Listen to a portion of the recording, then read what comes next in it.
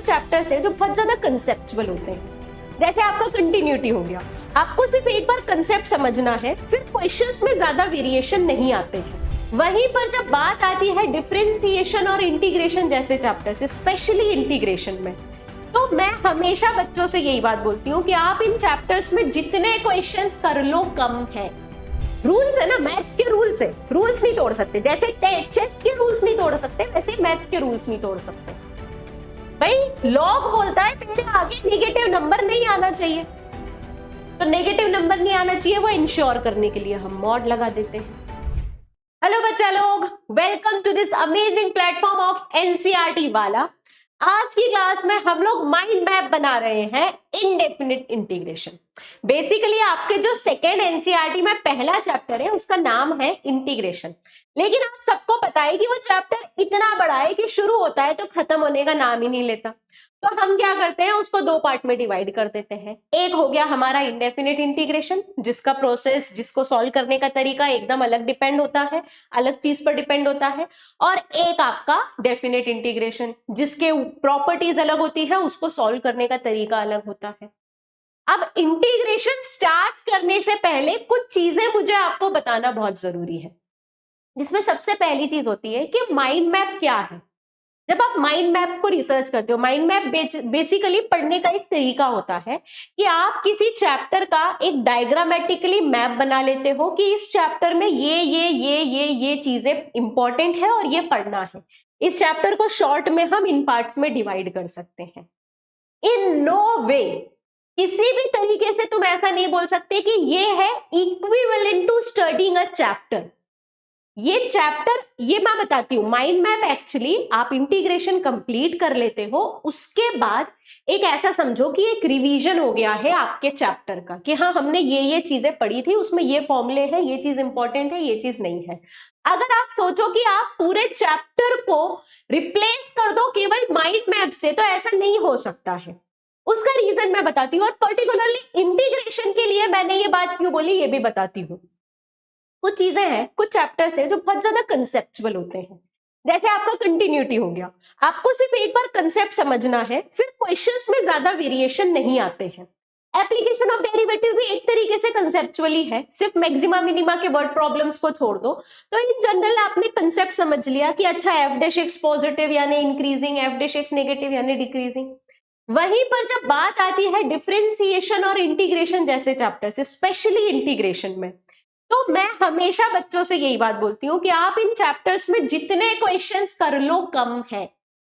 इसका मतलब क्या है? इसका मतलब है कि इन चैप्टर्स को हम बैठ के नहीं पढ़ सकते। इन चैप्टर्स में हमको पेन चलाना है, इन चैप्टर्स में हमको कोशिश करनी है। मतलब by the end of your preparation, अभी की बात नहीं कर रही हूं, बोर्ड्स तक आ जाओ, बोर्ड्स की प्रिपरेशन आने से पहले हमने कम से कम इंटीग्रेशन पर 200-250 सवाल लगा लिए हो, इतनी हमने मेहनत करनी हुई होनी चाहिए। उतनी मेहनत करी हुई होगी तो जो इंटीग्रेशन से एक इरेशनल फियर जनरेट होता है ना, वो खत्म होगा। आई बात समझ में? तो ये माइंड मैप सीरीज को फॉलो कब करना रहता है? जब आपने चैप्टर पूरा पढ़ लिया है, आपने क्वेश्चन प्रैक्टिस कर ली, अब एक चैप्टर का शॉर्ट समरी आपको माइंड में बनानी है, क्योंकि आप जब मेंटल रिवीजन कर रहे हो, है ना, फिर आपके माइंड में अगर मैप बन गया ना तो मेंटल रिवीजन बहुत ईजी हो जाता है। बेसिकली मेंटल रिवीजन के लिए है कि हाँ चलते चलते सोच ले रहे हो कि ठीक है इंटीग्रेशन में ये पढ़ा था, ये पढ़ा था, ये पढ़ा था, ये पढ़ा था, ये पढ़ा था। आई बात समझ? ठीक है, तो गलती से भी कोई भी बच्चा, मुझे ऐसा नहीं दिखना चाहिए कि मैम मैंने इंटीग्रेशन बिल्कुल नहीं पढ़ा है, मैंने सिर्फ माइंड मैप किया। बेटा टीचर बोल रहा है आपको, टीचर बोल रहा है कि आप सिर्फ ये लेक्चर पढ़ के जाओगे, आपसे एग्जाम में क्वेश्चन नहीं बनेगा जब तक आपने अपनी कलम से प्रैक्टिस ना की हो। लेकिन फायदा है, अगर आपने अभी तक भी ये चैप्टर नहीं पढ़ा ना, बहुत टाइम है इस चैप्टर को पढ़ने के लिए। प्रॉपरली टाइम देके एक एक एक्सरसाइज का एक एक क्वेश्चन और एग्जाम्पल लगाओ। एनसीईआरटी में ही इतने क्वेश्चन मिल जाएंगे कि जो मैं 250 का एम दे रही हूं, उसमें से 150 क्वेश्चन एनसीईआरटी के आप कर लोगे। 7-8 एक्सरसाइज है मिसलेनियस मिला के, हर एक्सरसाइज में 40-50 क्वेश्चन है अप्रोक्स, है ना। 30 क्वेश्चन भी मान लो तो 7 3 210 तो यही होगा, है ना। तो बहुत ज्यादा आपको डरना नहीं है अगर अभी तक नहीं पढ़ा है ये चैप्टर। तो अभी से भी स्टार्ट करोगे, कंसेप्ट समझते जाओ, उस पर क्वेश्चंस लगाते जाओ, जितने हो सके क्वेश्चन लगाने हैं, ठीक है? All right. तो पहले ही मैंने, है ना, जो मन में जितनी दुविधा होनी चाहिए, जितने क्वेश्चंस होने चाहिए कि मैम इसको आप पढ़ सकते हैं, ऐसा कर सकते हैं, मैम ये नहीं पढ़ा, आप सिर्फ इसके बेसिस पे नहीं, वो सारी दुविधाएं क्लियर कर ली है। चैप्टर कंप्लीट होने के बाद ये तुम्हारा माइंड मैप बनेगा ताकि तुम इस चैप्टर का मेंटल रिवीजन कर पाओ, ठीक है? तो लेट्स स्टार्ट कि यार इंडेफिनिट इंटीग्रेशन में ऐसी कौन सी चीजें हैं जो आप एक मैप की तरह बना सकते हो कि हाँ ये हमारे मोटे मोटे टॉपिक्स हैं। तो फर्स्ट, इंटीग्रेशन होता क्या है, इंटीग्रेशन होता क्या है, ठीक है? फिर इंटीग्रेशन की मेथड, क्या बोलते हैं, मेथड ऑफ इंटीग्रेशन। तो आपके पास तीन इंपॉर्टेंट मेथड होती है। फर्स्ट होती है इंटीग्रेशन बाय सब्स्टिट्यूशन, दूसरी होती है इंटीग्रेशन बाय पार्शियल फ्रैक्शन, और फाइनली होती है इंटीग्रेशन बाय पार्ट्स, ठीक है? इन मेथड को अप्लाई करके हम कुछ स्टैंडर्ड फॉर्मूले बना लेते हैं और फिर हम बोलते हैं कि यार बार बार मेथड लगाने से मतलब नहीं, ये फॉर्मूलों को तो एज इट इज याद रखो, ये फॉर्मूलों को तो एज इट इज याद रखो। तो आप जब इंटीग्रेशन रिवाइज कर रहे हो तो आपके दिमाग में होना चाहिए कि इंटीग्रेशन होता क्या है, मेथड ऑफ इंटीग्रेशन कौन कौन सी है। तो आपके पास तीन मेथड है इंटीग्रेशन की, और फिर इन मेथड को अप्लाई करके हमने कुछ फॉर्मूले बना लिए हैं, वो फॉर्मूले एज इट इज याद करने हैं, वो फॉर्मूले एज इट इज याद करने हैं, ठीक है? तो सबसे पहले आते हैं what is integration. Basically integration आप किसी फंक्शन पर अप्लाई करते हो और आप क्या कर रहे होते हो, आप उस फंक्शन पर एक प्रोसेस कर रहे हो, एक फंक्शन पर एक प्रोसेस कर रहे हो। क्या प्रोसेस है? डिफरेंशिएशन की उल्टी प्रोसेस है। क्या प्रोसेस है? डिफरेंशिएशन की उल्टी प्रोसेस है। अब ये उल्टी प्रोसेस का मतलब क्या होता है? जैसे स्क्वायर और स्क्वायर रूट एक दूसरे की उल्टी प्रोसेस होती है ना, कि स्क्वायर का स्क्वायर रूट लिया तो फंक्शन में कोई चेंज ही नहीं हुआ। इनटू और डिवाइड एक दूसरे की उल्टी प्रोसेस हुई ना, माइनस और प्लस एक दूसरे की उल्टी प्रोसेस हुई ना, जो एक दूसरे के इफेक्ट को कैंसिल कर दे। ऐसी डिफरेंशिएशन और इंटीग्रेशन एक दूसरे की उल्टी प्रोसेस होती है। तो हम इंटीग्रेशन को प्यार से बोलते हैं इनवर्स प्रोसेस ऑफ डिफरेंशिएशन। क्या बोलते हैं प्यार से? Inverse process of differentiation. इसका मतलब क्या है? इसका मतलब है if derivative of a function capital X is small f x, अगर कैपिटल एफ एक्स फंक्शन का डेरिवेटिव स्मॉल एफ एक्स है तो स्मॉल एफ एक्स का इंटीग्रेशन कैपिटल एफ एक्स हो जाएगा। पहले फंक्शन का डेरिवेटिव दूसरा फंक्शन है तो दूसरे का इंटीग्रेशन कैपिटल एफ एक्स हो जाएगा। जैसे 4 का स्क्वायर रूट 2 है तो 2 का स्क्वायर 4 हो जाएगा। आई बात समझ में? आ गई बात समझ में? ठीक है। अब मेरे बच्चे ही इसमें आंसर कर देते हैं। बच्चे बोलते हैं मैम इसका मतलब कि डिफरेंशिएशन ऑफ साइन एक्स है कॉज एक्स, तो कॉज एक्स का इंटीग्रेशन साइन एक्स हो जाना चाहिए। बिल्कुल सही बोला बच्चा लोग, बिल्कुल सही बोला। अभी तक बिल्कुल सही चल रहे हो कि पहले का डिफरेंशिएशन दूसरा फंक्शन है तो दूसरे का इंटीग्रेशन पहला फंक्शन हो जाना चाहिए। पर इसमें एक छोटी सी बात जो है, एक छोटी सी बात हम ध्यान रखना भूल जाते हैं। क्या? वो बात एक्चुअली में कांस्टेंट टर्म के कारण आती है। बेटा कांस्टेंट का डिफरेंशिएशन कितना होता है? मान लो 3 है, 3 का डिफरेंशिएशन 0, 4 का डिफरेंशिएशन 0, कांस्टेंट का डिफरेंशिएशन कितना होता है? 0 होता है। तो अगर मैं तुमसे पूछूं कि find the derivative of first है साइन एक्स, सेकेंड है साइन एक्स प्लस 3, थर्ड है साइन एक्स -2, फोर्थ है साइन एक्स प्लस 100। इन चारों का मैं तुमसे डेरिवेटिव निकालने को बोलूं, इन चारों का मैं तुमसे डेरिवेटिव निकालने को बोलूं, तो तुम बोलोगे मैम साइन एक्स का डेरिवेटिव होता है cos x, sign X plus 3 का डेरिवेटिव भी क्या होता है कॉस एक्स, क्योंकि 3 का डेरिवेटिव तो 0 हो जाता है, तो ये हो जाता है cos x plus 0 which is 0, मतलब cos x. Sine x minus 2 का डेरिवेटिव हो जाता है 0, तो ये हो जाएगा cos x. Sign X plus 100 का डेरिवेटिव होता है 0, तो ये हो जाएगा कॉस एक्स। इसका मतलब सुनो, केवल साइन एक्स का डेरिवेटिव ही कॉस एक्स नहीं है, साइन एक्स में कोई कांस्टेंट जोड़ दो, साइन एक्स में कोई कांस्टेंट जोड़ दो, उसका डेरिवेटिव भी कॉस एक्स होगा, उसका डेरिवेटिव भी कॉस एक्स होगा। कांस्टेंट क्या हो सकता है मैम, कुछ भी हो सकता है, पूरी दुनिया का कोई भी रियल नंबर उठा लो, कोई भी रियल नंबर हो सकता है। तो मैं ये बोलूंगी कि जब मैं कॉस एक्स का इंटीग्रेशन कर रही हूं तो मैं यहां पे क्या लिखूं, यहां पे 0 लिखूं, +3 लिखूं, -2 लिखूं या +100 लिखूं, क्योंकि यहां पे तो कुछ भी हो सकता है, यहां पे तो कुछ भी हो सकता है। तो हम क्या करते हैं, हम लिख देते हैं +c। c का मतलब होता है कांस्टेंट, c का मतलब होता है कांस्टेंट। क्यों? क्योंकि हमको नहीं पता यहां पे क्या आएगा, तो हम बोल देंगे कोई ना कोई कांस्टेंट आ रहा होगा, कांस्टेंट ही आ रहा होगा तभी, क्योंकि कांस्टेंट के अलावा और किसी का डेरिवेटिव 0 नहीं होता है, तो कांस्टेंट ही आ रहा होगा, ये तो हम श्योर है, कांस्टेंट ही आ रहा होगा, ये तो हम श्योर है। लेकिन कौन सा कांस्टेंट आ रहा होगा ये हम श्योर नहीं है, तो हम एक सिंबल कैपिटल C से डिनोट कर देते हैं, हम एक सिंबल कैपिटल C से डिनोट कर देते हैं। तो जब भी हम इंटीग्रेशन करते हैं हम लिखते तो जरूर है कि इंटीग्रेशन, भाई ये जिसका डिफरेंशिएशन है इसका इंटीग्रेशन वो फंक्शन हो जाएगा।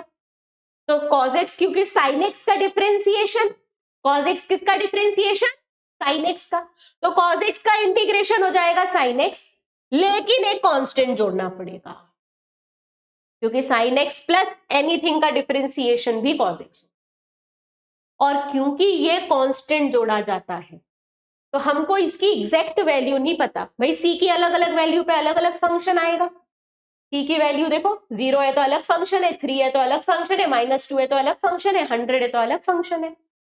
तो इसीलिए इस टाइप के इंटीग्रेशन को हम बोलते हैं इनडेफिनेट इंटीग्रेशन। क्या बोलते हैं, इनडेफिनेट इंटीग्रेशन। हमेशा ध्यान रखना, इनडेफिनेट इंटीग्रेशन में हम एक कांस्टेंट को जोड़ देते हैं, हम एक कांस्टेंट को इंटीग्रेशन में जोड़ देते हैं। आई बात समझ में? इसका नाम कैसे आया, समझ में आया? कांस्टेंट को क्यों जोड़ा ये चीज समझ में आई। किसी भी फंक्शन का डिफरेंशिएशन करते हो तो उसमें कोई कांस्टेंट जुड़ा हो तो भी उसका डिफरेंशिएशन सेम रहेगा। तो इंटीग्रेशन करते वक्त ध्यान रखना कि यार इसमें कोई कांस्टेंट भी जुड़ा हो सकता है। कोई बच्चा बोलेगा मैम क्या c की वैल्यू 0 आ सकती है? बिल्कुल आ सकती है, क्यों नहीं आ सकती। कोई बच्चा बोलेगा c की वैल्यू -250 आ सकती, बिल्कुल आ सकती। c की कोई भी कांस्टेंट वैल्यू पॉसिबल है। लेकिन अब देखो कंसेप्ट समझ में आ गया, लेकिन हम जल्दी जल्दी में लिखना भूल जाते हैं और हमको बोर्ड्स के लिए तैयारी करनी है। बोर्ड्स में आप सब्जेक्टिव पेपर लिखते हो, वो पेपर चेक करने कोई टीचर बैठा हुआ रहता है। अब वो टीचर का तुम्हारी कॉपी देखकर, देखो सीधी सी बात है, वो एक ह्यूमन है, तो वो ह्यूमन इमोशन से चल रहा होगा। अब तुम्हारी कॉपी देखी, उसका मूड खराब हो गया कि इसने यार ये चीज गलत लिखी, ज्यादा नंबर काटेगा। तुम्हारी कॉपी देख के खुश हो गया कि यार इस बच्चे ने हर जगह +C लिखा हुआ है, तो वो अच्छे से राइट मार के ज्यादा नंबर देगा, है ना। तो बेसिकली तुमको क्या करना है, तुमको छोटी छोटी मिस्टेक्स अवॉइड करनी है। बोर्ड्स के टीचर्स को ये +C से बहुत प्यार रहता है, तो हमको ध्यान रखना है कि हम कभी भी इनडेफिनेट इंटीग्रेशन करेंगे तो +C लिखना नहीं भूलेंगे, +C लिखना नहीं भूलेंगे। आई बात समझ में? आ गई बात समझ में? इनवर्स प्रोसेस ऑफ डिफरेंशिएशन है पर इंडेफिनेट इंटीग्रेशन है, ये बात समझ में आ गई, ये बात समझ में आ गई। अब जैसे हमको पता चला ना हम ह्यूमन माइंड बहुत पावरफुल होता है, उसको जैसे ही पता चला कि अच्छा एक फंक्शन का डिफरेंशिएशन करके दूसरा फंक्शन मिल रहा है तो दूसरे का इंटीग्रेशन पहला फंक्शन देगा, बस फिर हमने क्या किया है, हमने हर कॉमन फंक्शन का इंटीग्रेशन का फॉर्मूला बना लिया। जैसे डिफरेंशिएशन का बनाया था तो वैसे ही हर इंपॉर्टेंट फंक्शन का इंटीग्रेशन, इंटरग्रेशन नहीं इंटीग्रेशन, इसको हम लिख सकते हैं स्टैंडर्ड फॉर्मूले। स्टैंडर्ड फॉर्मूले वैसे लास्ट में भी हेडिंग है तो स्टैंडर्ड इंटीग्रेशन लिख दो, स्टैंडर्ड इंटीग्रेशन, स्टैंडर्ड इंटीग्रेशन। ठीक है, सबसे पहले x की पावर n, भाई जिसका डेरिवेटिव का फॉर्मूला है उसका इंटीग्रेशन का भी फॉर्मूला बनेगा, तो ये हो जाएगा x की power n+1 upon n+1 plus C. Plus C तो अब हम भूलेंगे ही नहीं, हमको पता चल गया है प्लस सी लिखना जरूरी है। यहां पर देखो मैथ्स लिखते वक्त बच्चा इतनी सी बात ध्यान रखना कभी भी कि डिनोमिनेटर जीरो नहीं होना चाहिए। मैथ्स में सबसे ज्यादा रूल तक कब टूटते हैं, जब डिनोमिनेटर जीरो हो जाए, वो रूल तोड़ना ही नहीं हमको। यानी n-1 नहीं हो सकता, n-1 नहीं हो सकता तो ये 1/x नहीं हो सकता, तो फिर इसके 1/x का अलग फॉर्मूला होगा, और है बिल्कुल है। क्या फॉर्मूला है मैम, किसी कोई ना कोई दुनिया में ऐसा फंक्शन होगा जिसका डिफरेंशिएशन 1/x होता, 1/x का इंटीग्रेशन वही फंक्शन हो जाएगा। जरा सोचो ऐसा कौन सा फंक्शन होता है जिसका डिफरेंशिएशन 1/x हो, log x, तो 1/x का इंटीग्रेशन हो जाएगा log mod x। अब ये मॉड की अलग कहानी है, रूल्स है ना, मैथ्स के रूल्स है, रूल्स नहीं तोड़ सकते। जैसे चेस के रूल्स नहीं तोड़ सकते वैसे मैथ्स के रूल्स नहीं तोड़ सकते। भाई लॉग बोलता है मेरे आगे नेगेटिव नंबर नहीं आना चाहिए, तो नेगेटिव नंबर नहीं आना चाहिए वो इंश्योर करने के लिए हम मॉड लगा देते हैं, ताकि आप धुन धुन में ऐसा नहीं करो कि log of -3 लिख दो इसको, है ना। आपको ध्यान रहना चाहिए, ये मॉड ये बात को रिमाइंड करा रहा है कि बेटा गलती से भी यहां पर नेगेटिव नंबर नहीं लिखना है, पॉजिटिव नंबर ही लिखना है। ठीक है, e की पावर x, यार इसको डिफरेंशिएशन नहीं ब्रेक कर पाया तो इसको इंटीग्रेशन कहां से ब्रेक करेगा, हमारा सबसे पावरफुल फंक्शन है e की पावर x। ठीक है, चौथा a की पावर x, ये हो जाएगा a की power x upon log plus C. ठीक है, जैसे डिफरेंशिएशन में मल्टीप्लाई हो जाता था ऐसे इंटीग्रेशन में डिवाइड हो जाएगा। पांचवा साइन x का इंटीग्रेशन, ये हो जाएगा -cos x प्लस सी। याद रखना डिफरेंशिएशन में साइन का डिफरेंशिएशन पॉजिटिव होता है, कॉस का नेगेटिव होता है। इंटीग्रेशन में साइन का इंटीग्रेशन नेगेटिव होता है, कॉस का पॉजिटिव होता है। ठीक है, sec स्क्वायर x, इसका इंटीग्रेशन हो जाएगा 10x, क्योंकि 10x का डिफरेंशिएशन होता है sec square x। Minus cosec square x लिख सकते हैं, या कोसेक स्क्वायर x ही लिख दो, सिर्फ माइनस लिखने की जरूरत नहीं, साइन उधर ले जाएंगे हम। Cosec square x minus cot x plus C, sec x 10x, sec x plus C, cosec x cot x minus cosec x plus C. ठीक है, ये तो हमारे पास स्टैंडर्ड जो भी हमारे हमको जिन फंक्शंस के डिफरेंशिएशन पता थे ये उनके इंटीग्रेशन आ गए, ये उनके इंटीग्रेशन आ गए। ठीक है, अब इंटीग्रेशन करने के लिए इंटीग्रेशन के थ्योरम्स भी पता होने चाहिए।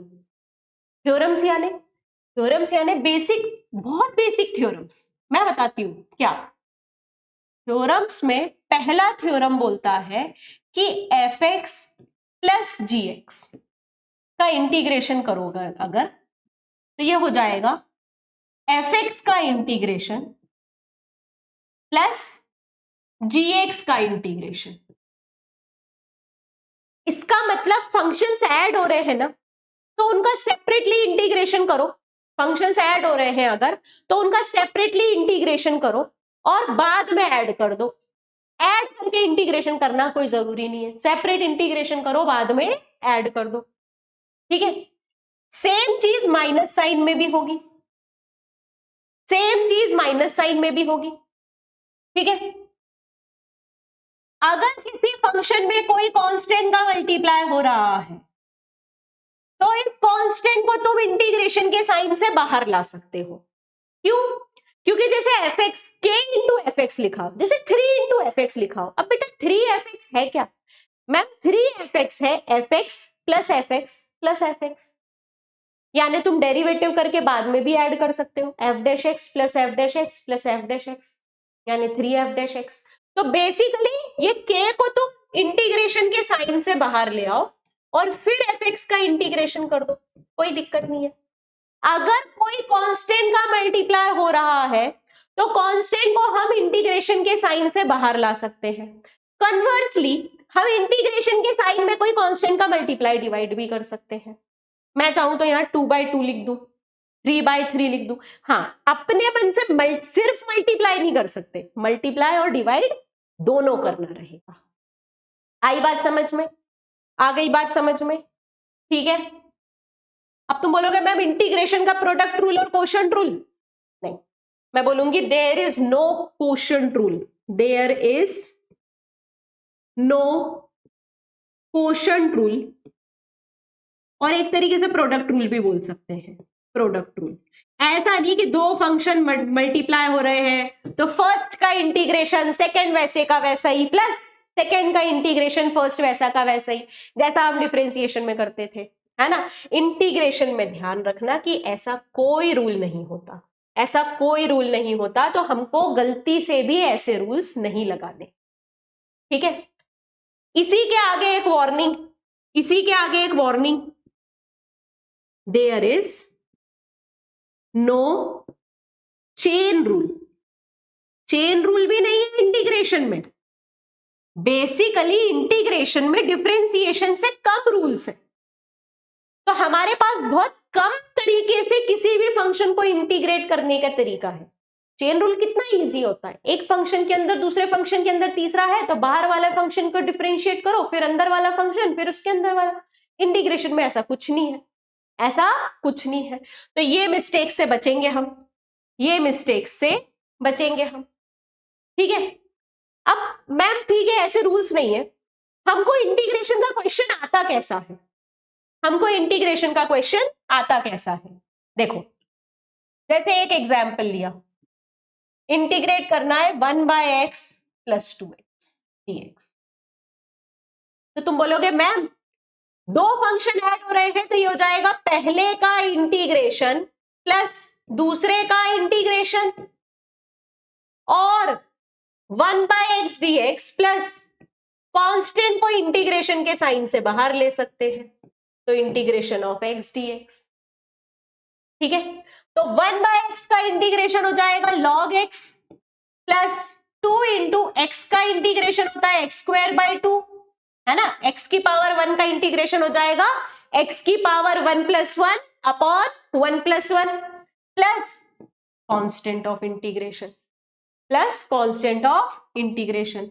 ये 2 से 2 कैंसिल हुआ तो इंटीग्रेशन आ गया log x plus x² plus c, log x plus x² plus c। आई बात समझ? आ गई बात समझ? ठीक है, तो ये बात अच्छे से ध्यान रखना, ये बात अच्छे से ध्यान रखना कि जब इंटीग्रेशन के रूल्स लगा रहे हो तो थ्योरम्स जो पता है वही लगा सकते हो, अपने मन से नए थ्योरम नहीं लगाने हैं, अपने मन से नए थ्योरम नहीं लगाने हैं। अब बार बार हम ऐसा थोड़ी करेंगे 1/x 2x, अब हमको पता है कि यार इसका इंटीग्रेशन प्लस 2 इंटू इसका इंटीग्रेशन, बेसिकली यही लिखा हुआ है, तो बार बार अलग करके पूरा साइन लिखने की जरूरत नहीं है ना। एक और क्वेश्चन करते हैं, एक और क्वेश्चन करते हैं। 1/sin² x into cos² x dx। ठीक है, अब एक आपके पास पूरी एक्सरसाइज दी हुई रहेगी, उसका नाम है शायद एक्सरसाइज 7.3, जो केवल और केवल ट्रिग्नोमेट्रिक फॉर्मूले पर बेस्ड एक्सरसाइज है, क्योंकि इंटीग्रेशन और ट्रिग्नोमेट्रिक कंबाइन होके बहुत मजेदार क्वेश्चंस बनाता है। तो आपको उस एक्सरसाइज के लिए बहुत सारे ट्रिग्नोमेट्रिक फॉर्मूले रिवाइज करने हैं और फिर उनको सॉल्व करने की प्रैक्टिस करनी है। जैसे यहां पर 1 को हम लिखेंगे sign square x plus cos square x, लिख सकते हैं भाई, हमको पता है sign square x plus cos square x 1 होता है, तो 1 की जगह लिख दिया sign square x plus cos square x. ठीक है, अब साइन स्क्वायर एक्स में डिवाइड होगा sign square x into cos square x का, प्लस कॉस स्क्वायर एक्स में डिवाइड होगा sign square x plus cos into cos square x का। क्यों? क्योंकि मैम डिनोमिनेटर जो है वो दोनों न्यूमरेटर्स में डिवाइड होके लिखे हुए रहते हैं, सेम ही बात है। तो साइन स्क्वायर से sine square cancel, cos square से कॉस स्क्वायर कैंसिल, तो तुम्हारे पास यहां आ जाता है 1 upon cos square x plus 1 upon sine square x dx। तो ये हो जाता है sec square x plus cosec square x dx। ठीक है, सेक स्क्वायर एक्स का इंटीग्रेशन होता है 10x, कोसेक स्क्वायर एक्स का इंटीग्रेशन होता है minus cot x plus C, है ना भाई, दो फंक्शन ऐड हो रहे हैं तो इसका इंटीग्रेशन प्लस इसका इंटीग्रेशन प्लस सी, आ गया आंसर। अब ये क्वेश्चन में सबसे ज्यादा बच्चे का क्वेश्चन रहता है कि मैम हमको कैसे पता चलेगा कि इस 1 को sine square plus cos square लिखना है, और बहुत कम चांस है कि इसका कोई रीजन दे पाए कि हमको कैसे पता चलेगा। मैं बताती हूँ, जैसे कभी कभी ऐसा हम लोग कोई ऐसा भी बोल देगा कि हाँ हमको दिख रहा था कि यार ये साइन स्क्वायर से अगर साइन स्क्वायर कैंसिल होता तो 1 बाय कॉस स्क्वायर का हमारे पास फॉर्मूला है सेक स्क्वायर का, ऐसे साइन 1 अपॉन साइन स्क्वायर का फॉर्मूला है, तो ऐसे सोचा नहीं।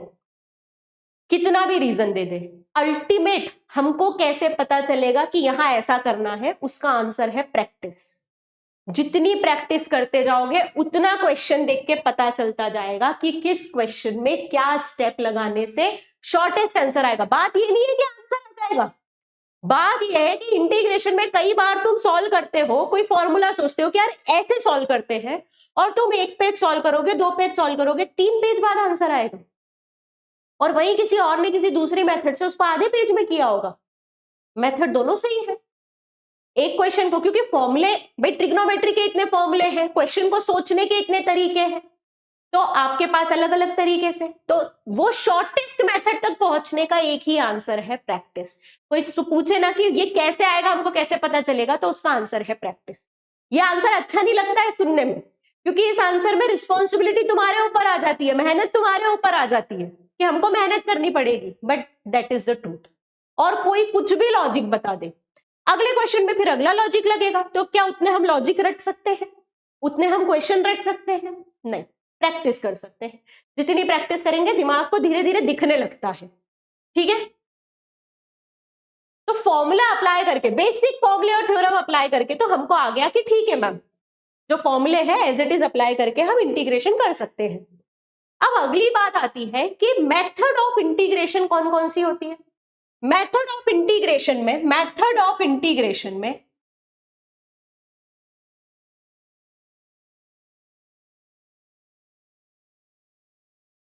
सबसे पहली मेथड है सब्स्टिट्यूशन, और सबसे ज्यादा इंपॉर्टेंट है सब्स्टिट्यूशन। अगर इक्विवेलेंसी की बात करें, इक्विवेलेंसी यानी डिफरेंशिएशन में ये किसके इक्विवेलेंट है, तो मैं बोल सकती हूँ चेन रूल के। मेथड सेम नहीं है, इक्विवेलेंट का मतलब है डिफरेंशिएशन में जो पोजीशन चेन रूल की है ना, कि यार हर क्वेश्चन में चेन रूल तो लगाना पड़ेगा ही। इंटीग्रेशन में वो सेम जो बोलते हैं और ओहदा या सेम जो लेवल है वो सब्स्टिट्यूशन का है। ठीक है, हर क्वेश्चन में सब्स्टिट्यूशन तो लगाना पड़ेगा ही, तो सब्स्टिट्यूशन अगर लगाना पड़ेगा ही, इसका मतलब सब्स्टिट्यूशन हमको आना चाहिए। अब सब्स्टिट्यूशन बहुत मजेदार चीज बोलता है, एक बेसिक प्रिंसिपल है इंटीग्रेशन का। क्या प्रिंसिपल है, ध्यान से सुनो। प्रिंसिपल ये है कि अगर मैं किसी फंक्शन का इंटीग्रेशन लिख रही हूं x के रिस्पेक्ट में, ठीक है, और अगर मैं किसी फंक्शन का इंटीग्रेशन लिख रही हूं t के रिस्पेक्ट में, बट फंक्शन दोनों सेम है, तो इसका इंटीग्रेशन अगर कैपिटल fx है तो इसका इंटीग्रेशन कैपिटल ft हो जाएगा। सुनो, अगर मैं पूरे क्वेश्चन में केवल वेरिएबल बदल रही हूं, अगर मैं पूरे क्वेश्चन में केवल वेरिएबल बदल रही हूं, तो इसका इंटीग्रेशन में अगर वेरिएबल x है तो मैंने x की जगह t रखा है, तो सेम फंक्शन में एक काम करो, x की जगह t रख दो। सेम फंक्शन में क्या करोगे, x की जगह t रख दोगे। सॉरी, आई बात समझ में? तो अब तुम मुझे तीसरे फंक्शन का इंटीग्रेशन बता दोगे, f m d m। चलो, इसका इंटीग्रेशन क्या हो जाएगा, कैपिटल f m। यानी कि वेरिएबल बदलने से कोई फर्क नहीं पड़ता है। स्मॉल f का इंटीग्रेशन कैपिटल f है तो वही रहेगा, वेरिएबल बस बदल के रख दो। वेरिएबल x में था तो x में लिखो, t में था तो t में लिख दो, m में था तो m में लिख दो, बात वही पड़ेगी। अब इस प्रिंसिपल के यूज से हम इंटीग्रेशन कैसे करते हैं, ध्यान से सुनना। मैं इंटीग्रेशन करना चाह रही हूं साइन ऑफ 3x का। मुझे साइन x का इंटीग्रेशन आता है, मुझे साइन 3x का नहीं आता है ना। और यहां पे चेन रूल जैसी कोई चीज नहीं है, यहां पर चेन रूल नहीं कि मैम बाहर वाले फंक्शन का फिर इनटू अंदर वाले फंक्शन का, नहीं। तो हम क्या करते हैं, हम बोलते हैं कि एक काम करो, 3x की जगह लिख दो t, ठीक है। अब इसमें सबसे बड़ा क्वेश्चन आता है कि मैम ठीक है 3x की जगह तो t आ गया, ये dx की जगह भी तो dt लिखना पड़ेगा, कैसे लिखेंगे? तो मैं बोलूंगी कुछ मत करो, इसको डिफरेंशिएट करो। क्या करो, डिफरेंशिएट। डिफरेंशिएट तो 3x का डिफरेंशिएशन हो जाएगा dx बराबर t का डिफरेंशिएशन हो जाएगा dt। अब इसमें बच्चे का एक और क्वेश्चन आता है, मैम ये आपने कौन से वेरिएबल के रिस्पेक्ट में किया, ये आपने कौन से वेरिएबल के रिस्पेक्ट में किया? बेटा मैंने x के रिस्पेक्ट में किया, पर ये dt बाई dx की जगह इस dx को यहां लिख दिया, है ना भाई। 3x का इंटीग्रेट डिफरेंशिएशन 3 हो जाता है, dt बाई dx में dx को यहां लिख दिया। अब उससे फायदा क्या हुआ, देखो फायदा क्या हुआ, जहां जहां मेरे पास 3x है वहां वहां मैं लिख दूंगी t, और जहां जहां dx है वहां वहां लिख दूंगी dt अपॉन 3, dt अपॉन 3। तो ये तो कांस्टेंट है, कांस्टेंट को तो बाहर ले आओ। अब साइन t dt का इंटीग्रेशन क्या होगा, मैम साइन t dt का इंटीग्रेशन वही होगा जो साइन x dx का होता है, बस x की जगह t आ जाएगा, x की जगह t आ जाएगा। तो ये हो जाएगा cos t प्लस c। अब यहां पे हमारा सब्स्टिट्यूशन का क्वेश्चन खत्म नहीं हुआ, हम बोलेंगे कि क्वेश्चन x में था तो आंसर भी x में करना है, यानी आखिरी में ध्यान रखना कि t की जगह 3x लिखना है, t की जगह 3x लिखना है। तो ये हो जाएगा cos of 3x upon 3 plus c, cos of 3x upon 3 plus c, ठीक है। आई बात समझ में? सब्स्टिट्यूशन में हम एक वेरिएबल को कोई दूसरा वेरिएबल मानते हैं, दोनों को डिफरेंशिएट करते हैं ताकि दोनों के dx में भी रिलेशन मिले। केवल वेरिएबल में रिलेशन मिले जरूरी नहीं है, dx में भी रिलेशन मिलना बहुत जरूरी है। dx में रिलेशन मिल जाएगा, फिर हम पूरी तरीके से क्वेश्चन को सब्स्टिट्यूट करेंगे ताकि ये हमारा फेवरेबल इंटीग्रल हो जाए, ये हमारा फेवरेबल इंटीग्रल हो, ठीक है। तो सब्स्टिट्यूशन में सबसे इंपॉर्टेंट मेथड क्या है, सब्स्टिट्यूट और फिर उसका डिफरेंशिएशन। अब मैं तुमसे पूछूंगी कि सब्स्टिट्यूट कर रहे हैं तो बताओ डिफरेंशिएशन क्या होगा। सब्स्टिट्यूशन हमने लगाया, मैं तुमसे डिफरेंशिएशन पूछूंगी।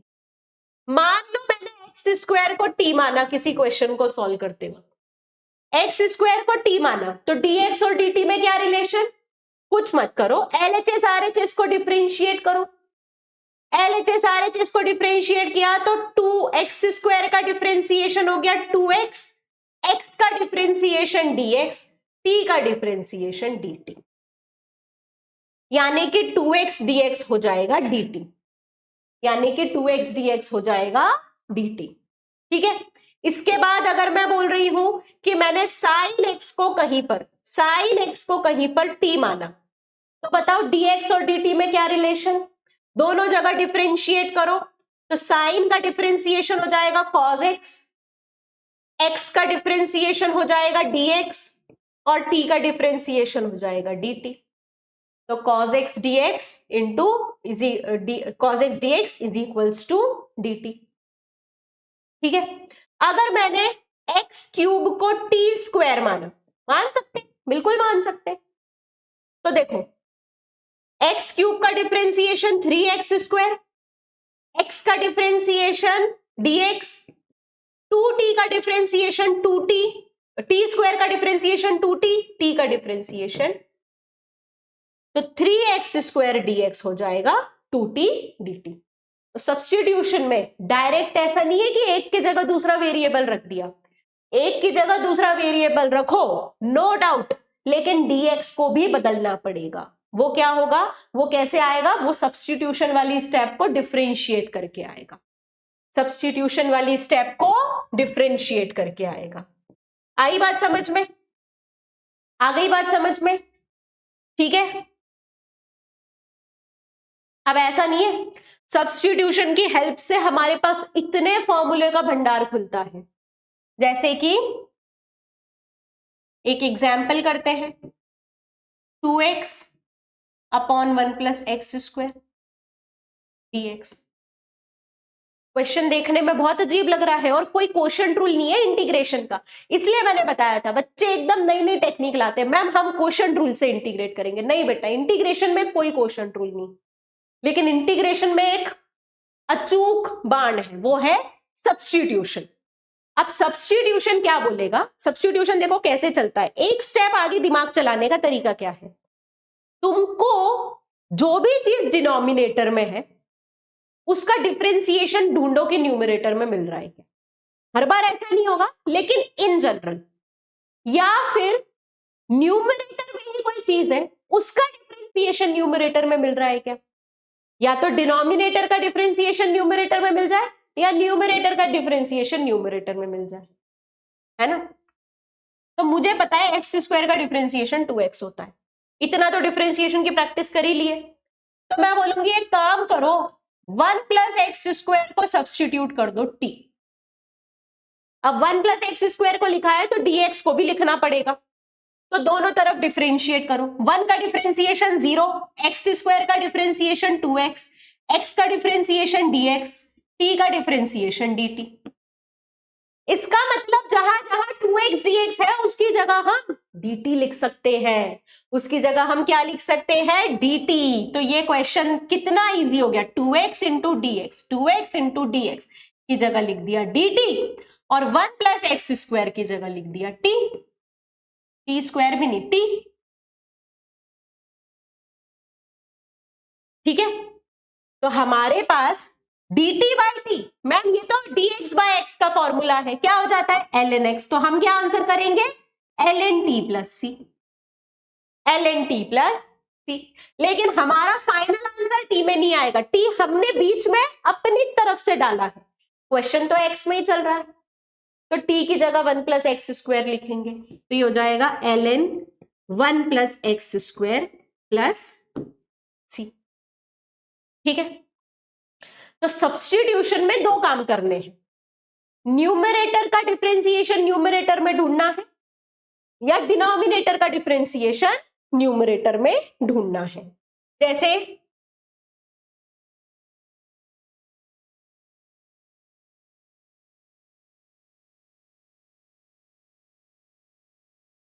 अगला क्वेश्चन 10x, इसको इंटीग्रेट करना है, तो 10x हो जाता है sin x upon cos x dx। देखो डिनोमिनेटर का डिफरेंशिएशन न्यूमरेटर में दिख रहा है, तो क्या मैं बोल दूं कि cos x को t रखा तो माइनस साइन एक्स dx, भूलना मत cos x का डिफरेंशिएशन माइनस साइन एक्स होता है, माइनस साइन एक्स dx हो जाएगा dt। तो न्यूमरेटर में तुम लिख सकते हो माइनस dt, डिनोमिनेटर में लिख सकते हो t, तो आंसर आ गया माइनस ln t, यानी minus ln cos x plus c। ठीक है, अब वो तुम्हारी मर्जी है कि ये माइनस को तुम चाहो तो cos x की पावर में लिख सकते हो, तो ये हो जाएगा ln of sec x plus c, ln of sec x plus c। तो तुमने 10x का इंटीग्रेशन कर दिया, और ना सिर्फ 10x का इंटीग्रेशन किया, ना सिर्फ 10x का इंटीग्रेशन किया तुमने, अब इसी में मैं उल्टा कर दूं cos x अपन sin x कर दूं तो कोई दिक्कत थोड़ी है, तुम sin x को सब्स्टिट्यूट करोगे। जनरली हमको डिनोमिनेटर को सब्स्टिट्यूट करना है, जनरली हमको डिनोमिनेटर को सब्स्टिट्यूट करना है। तो तुम 3 नए फॉर्मूले बना लोगे, 3 नए फॉर्मूले। कौन कौन से? मैम cot x का इंटीग्रेशन हो जाता है, cot x का इंटीग्रेशन हो जाता है ln sin x plus c, या फिर minus ln cosec x plus c। ठीक है, sec x का इंटीग्रेशन हो जाता है ln sec x plus 10x plus c। ठीक है, ये कैसे किया? कुछ नहीं, न्यूमरेटर डिनोमिनेटर में sec x प्लस 10x का मल्टीप्लाई डिवाइड करना, और डिनोमिनेटर के sec x प्लस 10x को t सब्स्टिट्यूट कर देगा। ठीक है, cosec x का इंटीग्रेशन हो जाता है ln cosec x minus cot x plus, तो केवल एक नहीं, हमारे पास 3 और फॉर्मूले आ गए, 10x cot x sec x cosec x। इन चारों के इंटीग्रेशन भी हमको याद रहने चाहिए, है ना, इन चारों के इंटीग्रेशन भी हमको याद रहने चाहिए। सब्स्टिट्यूशन का प्रोसेस क्लियर होना चाहिए, सब्स्टिट्यूशन का प्रोसेस क्लियर होना चाहिए। चलो एक और क्वेश्चन करते हैं।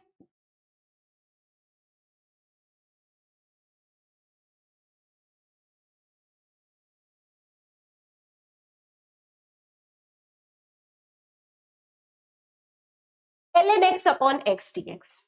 मुझे बताओ किसका डेरिवेटिव कहां दिख रहा है? अगर डेरिवेटिव अच्छे से पढ़ा है, मैंने क्या बोला था, डेरिवेटिव आगे जाके इंटीग्रेशन में भी काम आएगा। तो अगर डेरिवेटिव अच्छे से पढ़ा है तो तुम आसानी से बता सकते हो कि ये किसका डेरिवेटिव लिखा हुआ है। किसका डेरिवेटिव? log x का डेरिवेटिव होता है 1 बाय एक्स, log x का डेरिवेटिव होता है 1 बाय एक्स। इसका मतलब अगर मैं log x को t सब्स्टिट्यूट करती हूं तो 1 बाय एक्स इंटू dx। देखो log x का डेरिवेटिव हो गया 1 बाय एक्स, x का डेरिवेटिव dx, ये हो जाएगा dt, ये हो जाएगा dt। तो जहां जहां 1 बाय एक्स dx है वहां वहां लिख दो dt, और जहां जहां log x है उसकी जगह लिख दिया t। अब t dt तो हमारा फेवरेट इंटीग्रेशन है ना भाई, x dx क्या हो जाएगा मैम? कुछ नहीं, t की power 1 plus 1 upon 1 plus 1 plus c। Answer आखिरी में t में नहीं करना है, आंसर तुमको किस में करना है?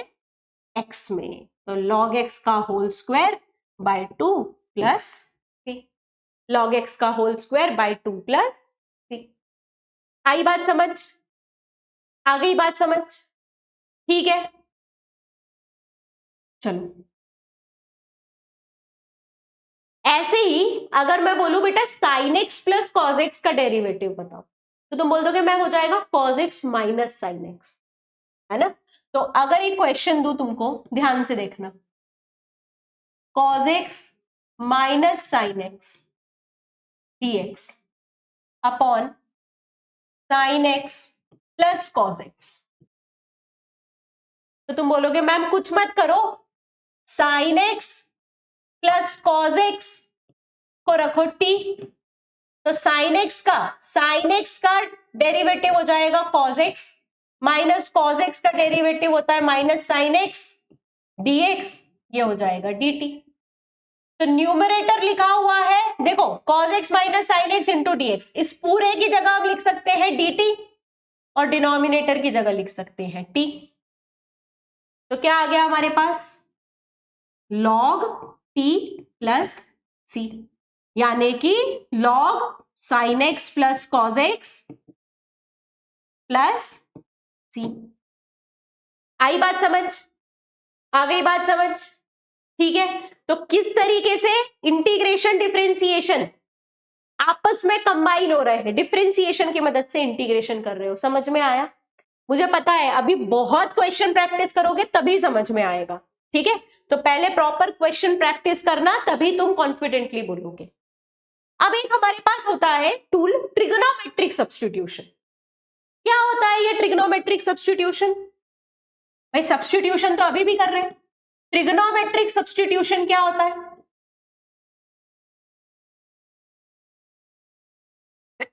सॉरी,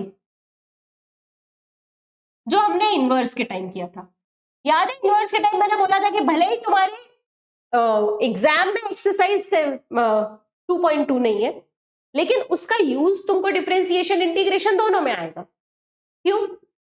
क्योंकि ट्रिग्नोमेट्रिक सब्स्टिट्यूशन वही बात बोलता है, जब भी 1 माइनस एक्स स्क्वायर दिखे तो एक्स को रखो या तो साइन थीटा या कॉस थीटा, जब भी 1 प्लस एक्स स्क्वायर दिखे तो एक्स को रखो या तो टेन थीटा या sec theta, sorry cot theta, है ना? जब भी एक्स स्क्वायर माइनस 1 दिखे तो एक्स को रखो या तो सेक थीटा या कोसेक थीटा। एंड इस टाइप का, मतलब जो ट्रिग्नोमेट्रिक आइडेंटिटीज है उनको यूज करने के लिए, भाई आपको भी पता है कि साइन, अगर एक्स साइन थीटा है तो 1 माइनस साइन स्क्वायर थीटा हो जाता है cos square theta. 1 minus sine square theta क्या हो जाता है? Cos square theta.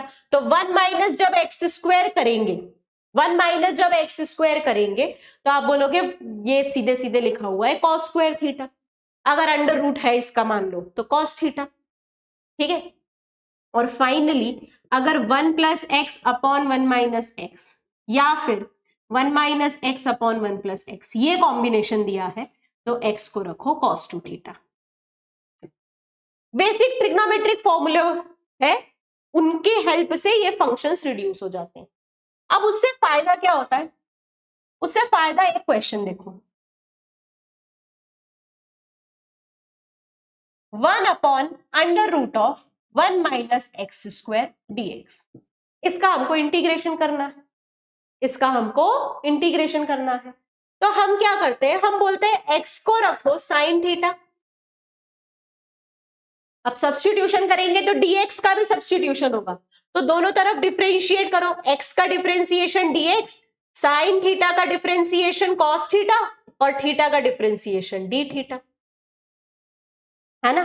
तो तुम्हारे पास आ गया dx की जगह cos थीटा d थीटा और डिनोमिनेटर में under root of 1 minus sine square theta. Under root of 1 minus sine square theta, 1 sine square theta होता है कॉस स्क्वायर थीटा, और उसका रूट लिया तो बन गया कॉस थीटा, उसका रूट लिया तो बन गया कॉस थीटा। तो न्यूमरेटर में भी लिखा हुआ है कॉस थीटा, डिनोमिनेटर में भी लिखा हुआ है कॉस थीटा, जरा कैंसिल कर दे थीटा कॉस थीटा और कॉस थीटा को। और डी थीटा का इंटीग्रेशन क्या होता है मैम? dx का इंटीग्रेशन होता है x प्लस सी, है ना भाई? कांस्टेंट, तो कांस्टेंट का इंटीग्रेशन, कांस्टेंट को हम लिख सकते हैं x की पावर 0, तो x की पावर 0 प्लस 1 अपॉन 1, है ना? तो ये हो जाएगा थीटा की power 0 plus 1 upon 1, theta plus C. अब थीटा था क्या मैम? x अगर साइन थीटा है, x अगर साइन थीटा है तो थीटा हो जाएगा साइन इनवर्स x, थीटा हो जाएगा साइन इनवर्स x, तो ये हो जाएगा sign inverse x plus C. अब ये कोई नई चीज नहीं है, तुमको पता है कि इसका डिफरेंशिएशन ये होता है, तो ऑब्वियस सी बात थी इसका इंटीग्रेशन यही होना था। लेकिन मैंने ट्रिग्नोमेट्रिक सब्स्टिट्यूशन से समझा दिया कि ट्रिग्नोमेट्रिक सब्स्टिट्यूशन से इस ऐसे आएगा, ट्रिग्नोमेट्रिक सब्स्टिट्यूशन से इस तरीके से आता है, ठीक है? ट्रिग्नोमेट्रिक सब्स्टिट्यूशन के भी फॉर्मूले रहते हैं, कैसे? dx अपॉन, पहला तो यही वाला कर लो जो अभी सॉल्व किया, a square minus x square, ये हो जाता है sine inverse x upon a plus C. दूसरा dx upon X square minus ए स्क्वायर, ये हो जाता है ln of x plus under root of x square minus A square plus C.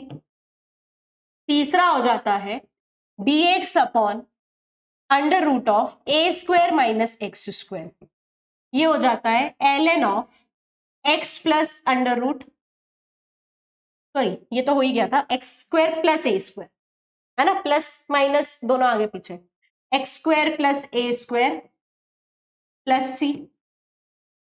चौथा हो जाता है dx upon A square plus X square, ये हो जाता है 1/a tan inverse x by a plus C. पांचवा होता है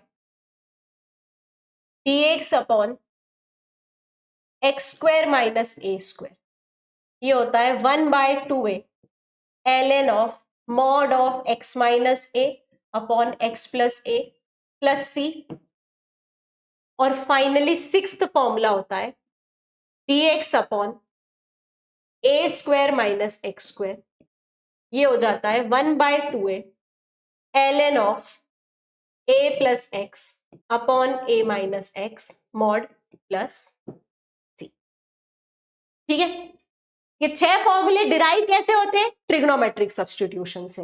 अब तुमको आइडिया भी होगा कि इसमें x की जगह a साइन थीटा लिखेंगे, है ना, इसमें x की जगह a सेक थीटा लिखेंगे, इसमें x की जगह a टेन थीटा लिखेंगे, बस उससे ही तुम्हारा फॉर्मूला आ जाएगा, उससे ही तुम्हारा इंटीग्रेशन आ जाएगा। तुम चाहो तो इन इंटीग्रेशन, चाहो क्या बोल रही हूं, कंपल्सरीली इन इंटीग्रेशन के फॉर्मूले याद होने चाहिए। क्यों? क्योंकि ये फॉर्मूले डायरेक्ट नहीं पूछे जाएंगे। लाइफ इतनी आसान थोड़ी है कि तुमसे पूछा जाए कि बेटा dx upon 3 square plus X square integration बताओ, तो तुम बोलोगे मैम x a की जगह 3 लिखा हुआ है, एक्स स्क्वायर लिखा हुआ है, तो 1/3 tan इनवर्स x/3। इतनी आसान लाइफ नहीं है। इसमें तुमको क्वेश्चन किस तरीके से पूछा जाएगा वो बताती हूं मैं। क्वेश्चन आता है कुछ ऐसे,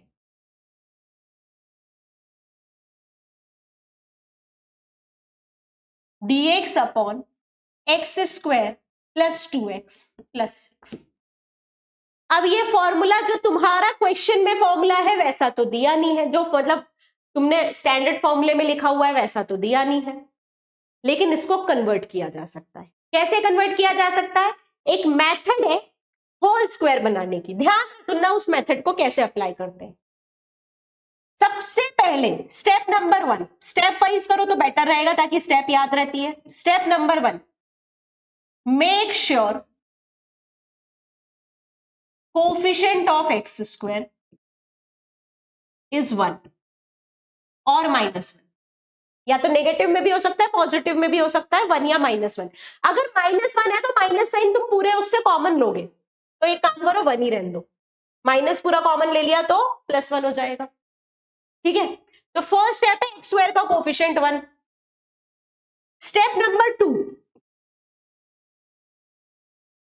इसको मैं इंग्लिश में लिख देती हूं, एक्स के कोफिशिएंट को देखो, उसका आधा करो, उसका स्क्वायर करो और उसको जोड़ो और घटाओ। क्या बोला मैंने? एक्स के कोफिशिएंट के आधे आधे का स्क्वायर, आता है समझ में? हिंदी आती है ना? आधे का स्क्वायर जोड़ो और घटाओ। ठीक है, तो तुम्हारा होल स्क्वायर बन जाएगा एक्स, मान लो ये जो भी जोड़ा या घटाया है, एक्स प्लस जो ये चीज जोड़ी या घटाई है इसका स्क्वायर, या फिर एक्स माइनस जो भी ये चीज जोड़ी या घटाई है इसका स्क्वायर। अब ये कैसे पता चलेगा प्लस है या माइनस है? एक्स का साइन क्या है? एक्स का साइन क्या है? एक्स का साइन प्लस है तो प्लस का स्क्वायर, एक्स का साइन माइनस है तो माइनस का स्क्वायर। ठीक है, अब ये स्टेप ऐसी की ऐसी लिखी रहेगी, मुझे पता है एक बार में सिर्फ स्टेप देख के नहीं समझ में आता है, हमको इसको अप्लाई भी करना आना चाहिए। इस क्वेश्चन में करते हैं। क्वेश्चन है dx upon X square plus 2x plus 6, x square plus 2x plus 6। पहले एक्स स्क्वायर का कोफिशिएंट 1 था, एक्स का कोफिशिएंट लिया 2, 2 का आधा किया 1, 1 का स्क्वायर करो 1, उसको जोड़ो और घटाओ। ठीक है, तो तुम्हारे पास आ जाएगा x square plus 2x plus 1। तो ये जिसका भी स्क्वायर है, किसका स्क्वायर है? ये 1 का स्क्वायर है, तो x प्लस या माइनस 1 का स्क्वायर होगा। कैसे पता चला प्लस 1 का स्क्वायर है? मैम यहाँ x का साइन प्लस है, अगर यहीं पे x का साइन माइनस होता तो ये हो जाता x माइनस 1 का स्क्वायर। ठीक है, और 6 में से 1 गया तो बचा 5, इसको मैं लिख सकती हूँ √5 का स्क्वायर। ठीक है, अब मजेदार बात यह है कि x में कुछ जुड़ने या घटने से फॉर्मूले पे फर्क नहीं पड़ता है। तुम्हारा फॉर्मूला क्या है? मैम फॉर्मूला है, फॉर्मूला अलग पेन से लिख रही हूं, फॉर्मूला है dx upon X square plus ए स्क्वायर, ये हो जाता है 1/a tan inverse x by a। कुछ मत करो, a तो दिख ही रहा है, एक्स स्क्वायर प्लस ए स्क्वायर, x की जगह x प्लस 1 लिख दो, x की जगह x प्लस 1 लिख दो, तो इसका इंटीग्रेशन हो जाएगा 1/√5 tan इनवर्स x की जगह x प्लस 1 अपॉन। ठीक है, बेसिकली x प्लस 1 को फिर से t सब्सटीट्यूट करते, फिर से वो काम करते, तो यही आता आंसर, यही आता आंसर। हमने डायरेक्टली लिख दिया कि जब भी एक्स स्क्वायर के बजाय x plus 2 square, x minus 3 square लिखा हो, कोई चिंता की बात नहीं है। फॉर्मूले में जहां जहां एक्स आ रहा है वहां वहां एक्स प्लस 2 एक्स माइनस 3 लिख दो, वहां वहां एक्स प्लस 2 एक्स माइनस 3 लिख दो। आ गई बात समझ? आ गई बात समझ? ठीक है, होल स्क्वायर कैसे बनाते हैं समझ में आया? क्योंकि होल स्क्वायर बनाना बहुत काम में आने वाला है, होल स्क्वायर बनाना बहुत काम में आने वाला है। ये स्टेप्स एज इट इज याद रखना, और ये जो जिसका स्क्वायर जोड़ा गया है यानी कोफिशिएंट का आधा, यहां पे ये आएगा कोफिशिएंट का आधा, कोफिशिएंट का आधा। ठीक है, स्क्वायर मत लिख देना एक्स प्लस स्क्वायर का होल स्क्वायर, नहीं, कोफिशिएंट का जो आधा किया है ना वो। ठीक है, ऑल राइट। अब फिर वही बात, सब्स्टिट्यूशन कंप्लीट नहीं हुआ है हमारा, अभी हमने आइडिया लिया है कि इसमें क्या होता है। माइंड मैप का मतलब समझ रहे हो कि हमने आइडिया ले लिया कि अच्छा इसमें ये होता है। नेक्स्ट है हमारा इंटीग्रेशन बाय पार्शियल फ्रैक्शन। अब पार्शियल फ्रैक्शन बहुत मजेदार चीज है। पार्शियल फ्रैक्शन हम लोग जब 11th में थे, हमारा एमपी बोर्ड था, उसमें एक चैप्टर ही होता था पार्शियल फ्रैक्शन। वो चैप्टर पढ़ाया ही इसलिए जाता था क्योंकि आगे जाके पता है इंटीग्रेशन करना है, तो पता है उसमें पार्शियल फ्रैक्शन की जरूरत पड़ेगी। बेसिकली पार्शियल फ्रैक्शन क्या करता है? पार्शियल फ्रैक्शन दो फैक्टर्स मल्टीप्लाई हो रहे हैं,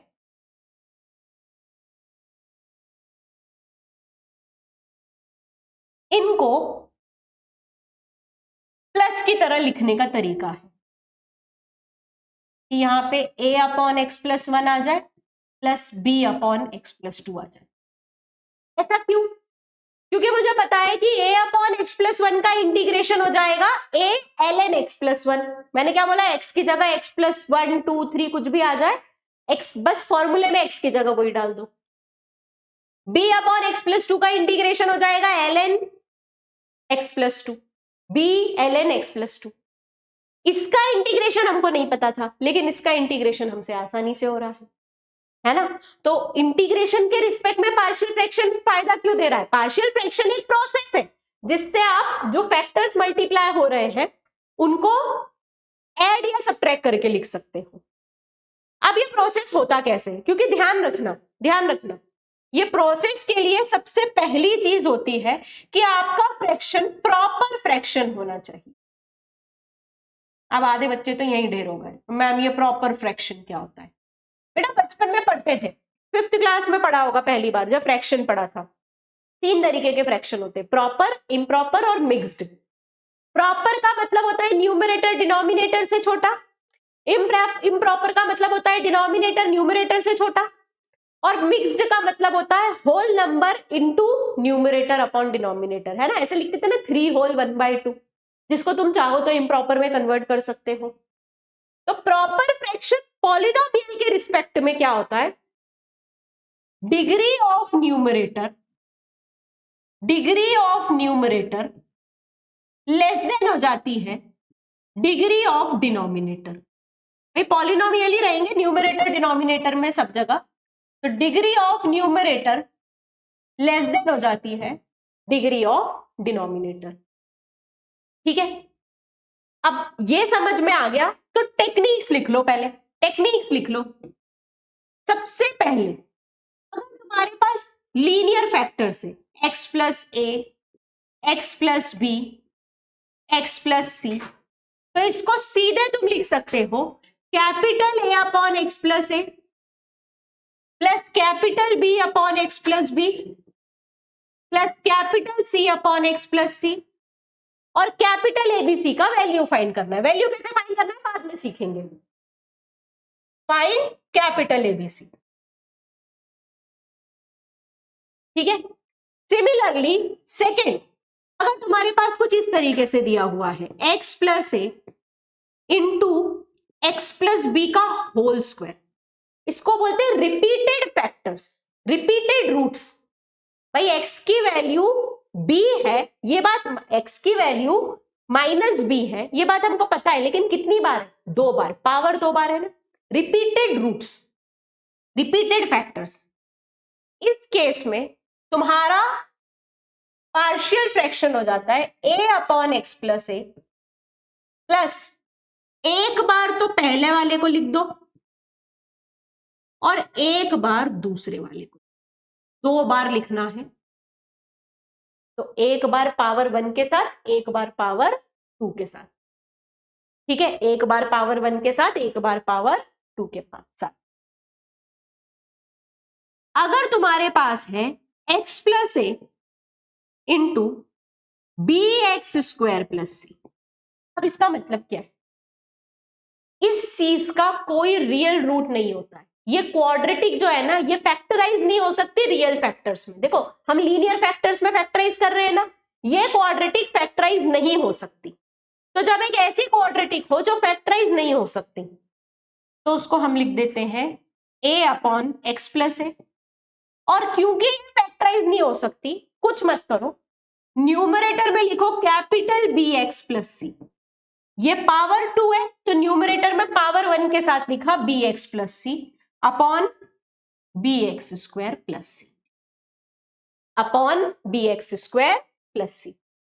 आ गई बात समझ, आ गई बात समझ, ठीक है। अब एबीसी, कैपिटल एबीसी का वैल्यू कैसे फाइंड करें, कैपिटल एबीसी का वैल्यू कैसे फाइंड करें, तो चलो एक क्वेश्चन करते हैं जो अभी हमने देखा था, x plus 1 into X plus 2। इसको पहले लीनियर फैक्टर बनाते फिर इंटीग्रेट करेंगे, ठीक है। तो इसको मैंने लिख दिया a upon x plus 1 plus b upon x plus 2। कैसे लिखा मैम, जो आपने तरीका बताया है बस हमको राइट हैंड साइड फोकस करके वैसे ही लिख देना है ना। अब यहां पर लो एलसीएम, यहां पर लो एलसीएम,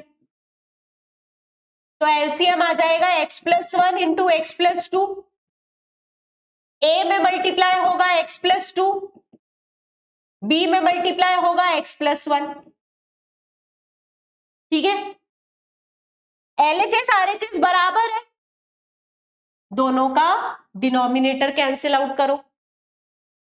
अब देखो ध्यान से, A X plus 2a plus B X plus B, तो 1 दिया हुआ है तुमको a plus B into X plus 2a plus B के बराबर,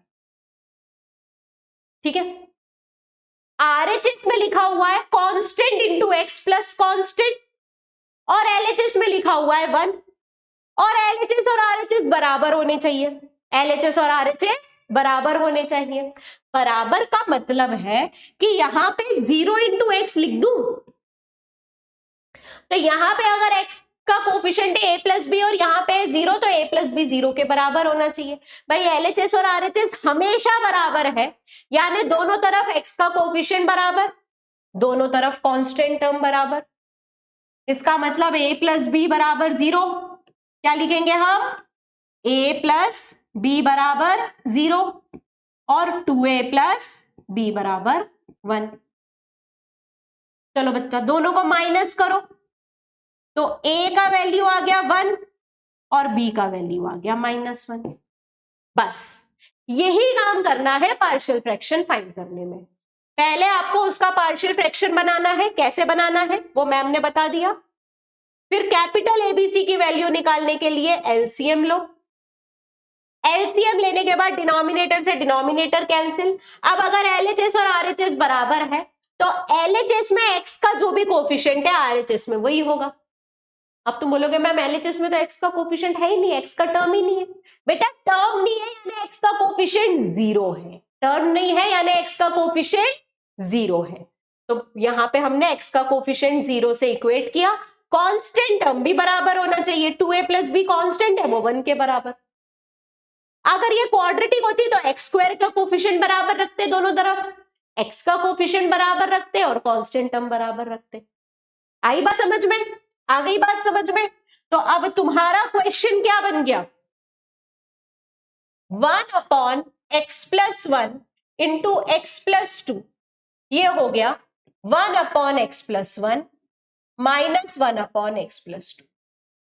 और अगर मैं इसको इंटीग्रेशन करने का बोलूं तो इसका इंटीग्रेशन हो जाएगा, देखो x प्लस 1 का integration ln x plus 1 minus x plus 2 का integration ln x plus 2 plus, इसका इंटीग्रेशन हमारे लिए मुश्किल था लेकिन इसका हमने 2 सेकंड में कर दिया, 2 सेकंड में कर दिया। आई बात समझ, आ गई बात समझ। तो याद रखो एबीसी निकालने के लिए हम एक टेक्निक यूज करते हैं। क्या टेक्निक यूज करते हैं, कंपेयर करना। क्या टेक्निक यूज करते हैं, कंपेयर करना। अगर मैं तुमको कंपेयर करने को बोलूं, ध्यान से देखना, ax square plus bx plus c, इसको कंपेयर करना है 2x स्क्वायर प्लस 2 से। तो तुम बोलोगे मैम देखो x स्क्वायर का कोफिशिएंट बराबर यानी a बराबर 2, x का कोफिशिएंट बराबर यानी b बराबर 0, क्योंकि राइट हैंड साइड x का कोफिशिएंट है ही नहीं, x वाला टर्म ही नहीं है, और कांस्टेंट टर्म बराबर यानी c बराबर 2। ठीक है, तो हम कौन सी टेक्निक यूज करते हैं, कंपेयर करने की। कौन सी टेक्निक यूज करते हैं, कंपेयर करने की। आई बात समझ में, आ गई बात समझ में। एक और टेक्निक होती है जो लीनियर फैक्टर्स में काम आती है, ध्यान से सुनना, alternative method. Alternative method, x को एक बार रखो -2, ठीक है, तो ये वाला फैक्टर 0 हो जाएगा, b का वैल्यू आ जाएगा, और x को एक बार रखो -1, तो ये वाला फैक्टर 0 हो जाएगा, a का वैल्यू आ जाएगा। लीनियर फैक्टर में तुमको पता है ना, x को -2 रखने पे ये 0 आ जाएगा, तो x को -2 रखो, b का वैल्यू निकालो, -1 रखो, a का वैल्यू, यानी x की वैल्यू पुट कर दो। बेसिकली ये जो इक्वेशन बन रही है या ये जो इक्वेशन बन रही है, इसमें x का वैल्यू 0, 1, 2 कुछ भी पुट कर दो, उसके हिसाब से एबीसी का वैल्यू आ जाएगा। ठीक है, वो यहां पे भी कर सकते, भाई x को 0 रखो, तो ये 0 c बराबर 0 + 2, तो c बराबर 2 आ गया। आई बात समझ, आ गई बात समझ। तो दोनों मेथड समझ में आ गए, दोनों से काम कर सकते हो, दोनों से काम कर सकते हो। जनरली बुक में ये वाला मेथड दिया हुआ रहता है, लेकिन अगर तुम ऐसे भी करोगे तो कोई दिक्कत नहीं है, ऐसे भी कर लो, कोई दिक्कत नहीं है। ठीक है, ऑल राइट। नेक्स्ट हमारा आता है integration by parts. Integration by parts kind of product rule है, दो फंक्शन का प्रोडक्ट हो रहा होता है। ठीक है, इसमें तुमको एक दिया रहेगा फर्स्ट फंक्शन, एक दिया रहेगा सेकंड फंक्शन, और इसका इंटीग्रेशन का फॉर्मूला होता है, इसका इंटीग्रेशन का फॉर्मूला होता है फर्स्ट फंक्शन वैसे का वैसा ही, सेकंड फंक्शन का इंटीग्रेशन माइनस फर्स्ट फंक्शन का डिफरेंशिएशन, सेकंड फंक्शन का इंटीग्रेशन और इनके प्रोडक्ट का इंटीग्रेशन। ऐसा का ऐसे याद रख लो फॉर्मूला, तो बहुत काम आएगा भाई। इंटीग्रेशन बाय पार्ट्स फॉर्मूला क्या बोलता है? फर्स्ट फंक्शन वैसे का वैसे ही, सेकंड का इंटीग्रेशन माइनस फर्स्ट का डिफरेंशिएशन, सेकंड का इंटीग्रेशन, प्रोडक्ट का इंटीग्रेशन। बात ये आती है कि हमको क्या पता फर्स्ट कौन सा लेना है, सेकंड कौन सा लेना है। तो दो तरीके। तरीका नंबर पहला, select second function whose integration is known, जिसका इंटीग्रेशन का फॉर्मूला तुमको पता है और पता होने के साथ साथ इजी भी है, ऐसा भी लिख दो साथ में, इजी भी है ना। और सेकंड तरीका आइलेट सुना है कभी? इस रूल को कई बार आइलेट रूल ही बोल देते हैं। आई का मतलब होता है इनवर्स ट्रिग्नोमेट्रिक फंक्शन, एल का मतलब होता है लॉग, ए का मतलब होता है एल्जेब्रिक। अब एल्जेब्रिक में पॉलिनोमियल, रैशनल सब आ गए, है ना, x, 2x, एक्स स्क्वायर सब आ गया। टी का मतलब होता है ट्रिग्नोमेट्रिक,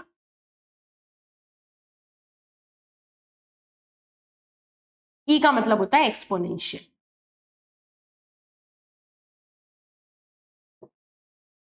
जब भी इनमें से कोई कॉम्बिनेशन आए, मान लो आई और ए का कॉम्बिनेशन आए, है ना, तो तुमको फर्स्ट फंक्शन हमेशा ऊपर वाला सिलेक्ट करना है, सेकंड फंक्शन नीचे वाला।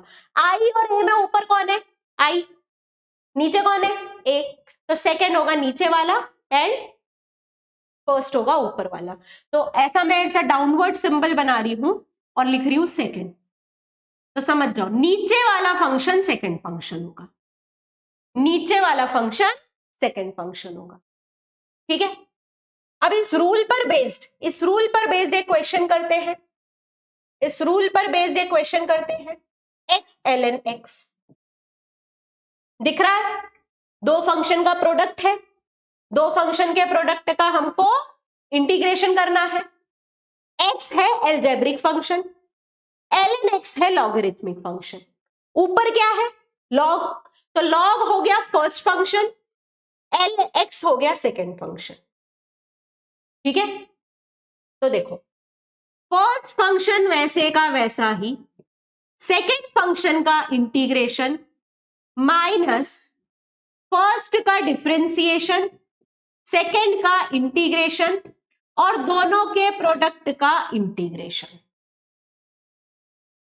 लॉग का डिफरेंशिएशन 1/x, x का इंटीग्रेशन x स्क्वायर बाय 2 और दोनों के प्रोडक्ट का इंटीग्रेशन। अब हमको यानी इंटीग्रेशन भी करना है। देखो x और x स्क्वायर कैंसिल हुआ, तो यहां पे आ गया तुम्हारे पास हमारी स्क्रीन हिल गई है ना, रुको,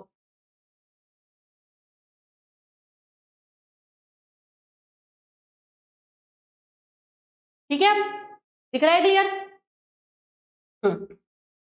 तो एक्स स्क्वायर बाय 2 ये तो इंटीग्रेट हो गया, माइनस x बाय 2 का इंटीग्रेशन क्या हो जाएगा? 1/2 तो बाहर ले लिया, x का इंटीग्रेशन हो जाएगा x square by 2 plus c। तो ये हो जाएगा x square by 2 ln x minus x square by 4 plus c। आई बात समझ? आ गई बात समझ?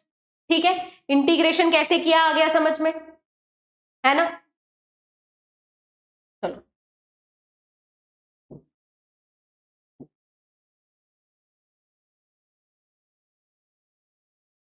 मान लो x ln x के बजाय होता ln x, इसका इंटीग्रेशन करना। तो l log x का तुमको इंटीग्रेशन नहीं पता है, क्योंकि तुमको ऐसा कोई फंक्शन नहीं पता है जिसका डिफरेंशिएशन हो, यानी इसको करना पड़ेगा, प्रोसेस से करना पड़ेगा। तो log x को हम लिख देते हैं 1 इंटू log x, और ये 1 को एक फंक्शन की तरह ट्रीट करते हैं। कौन सा फंक्शन? मैम कांस्टेंट भी एल्जेब्रिक ही होता है भाई, कांस्टेंट फंक्शन पॉलिनोमियल होता है, और क्योंकि ये पॉलिनोमियल होता है तो ये एल्जेब्रिक होता है। ठीक है, तो ये हमारा हो गया सेकेंड फंक्शन और ये हमारा हो गया फर्स्ट फंक्शन। तो सेकेंड फंक्शन का इंटीग्रेशन, फर्स्ट फंक्शन वैसे का वैसे ही, माइनस फर्स्ट फंक्शन का डिफरेंशिएशन, सेकंड फंक्शन का इंटीग्रेशन, दोनों के प्रोडक्ट का इंटीग्रेशन। ये हो जाएगा x ln x minus dx का इंटीग्रेशन x प्लस c। आई बात समझ? आ गई बात समझ? ठीक है। इसके बाद बाय पार्ट से ही कनेक्टेड दो इंपॉर्टेंट फॉर्मूले होते हैं, है ना। उसको हम ऐसा भी लिख सकते हैं, टू इंपॉर्टेंट फॉर्मूले। उसको मैं प्यार से बोलती हूँ कहीं है वो तो नहीं। क्या बोलते हैं? कहीं है वो तो नहीं। मतलब तुमको है ना, कहीं भी क्वेश्चन आ जाए अजीब सा दिखने वाला, बहुत ही अजीब दिख रहा है, सबसे पहले दिमाग ये जाना चाहिए कि यार कहीं ये वो वाला फॉर्मूला तो नहीं लग रहा है। मैं बताती हूँ कैसे। इंटीग्रेशन ऑफ e की power x into F X plus F dash X, इसका इंटीग्रेशन होता है e की power x F X plus C. ठीक है, ये पहला फॉर्मूला। दूसरा फॉर्मूला है x into F dash X plus F X, इसका इंटीग्रेशन होता है x F X plus C. ये दो फॉर्मूले है ना सबसे अनएक्सपेक्टेड, जो क्वेश्चन में तुमको समझ ही नहीं आ रहा है क्या होगा, समझ जाओ इन दोनों में से कुछ एक लग रहा होगा, इन दोनों में से कुछ एक लग रहा होगा। कहीं ये वो तो नहीं। क्वेश्चन देख के सबसे पहले सोचो यार कहीं ये वो वाला फॉर्मूला तो नहीं लग रहा है। कैसे? तुमको दिया जाए e की power x into sine X plus cos x. अब इसको बाय पार्ट से करोगे तो बहुत बैंड बजेगी, बहुत लंबा होगा।